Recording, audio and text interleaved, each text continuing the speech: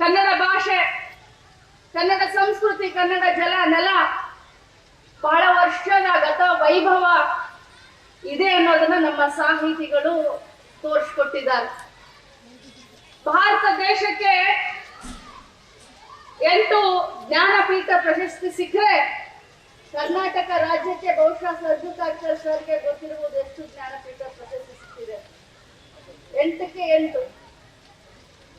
ಎಷ್ಟು ಸಂತೋಷ, ಎಷ್ಟು ಹೆಮ್ಮೆ. ನಮ್ಮ ಸಾಹಿತ್ಯ, ನಮ್ಮ ಭಾಷೆ, ನಮ್ಮ ಕಲೆ, ನಮ್ಮ ಸಂಸ್ಕೃತಿ, ನಿಜವಾಗ್ಲೂ ನಾವೆಲ್ಲರೂ ಪುಣ್ಯವಂತರು. ನಾವಿಲ್ಲಿ ಹುಟ್ಟಿದ್ದೇವೆ.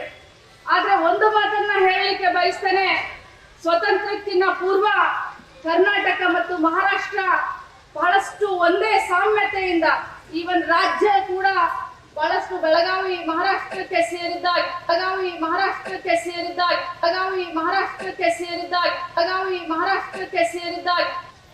ಬಹಳಷ್ಟು ಅನ್ಯೋನ್ಯತೆಯಿಂದ ನಾವೆಲ್ಲರೂ ಇದ್ವಿ.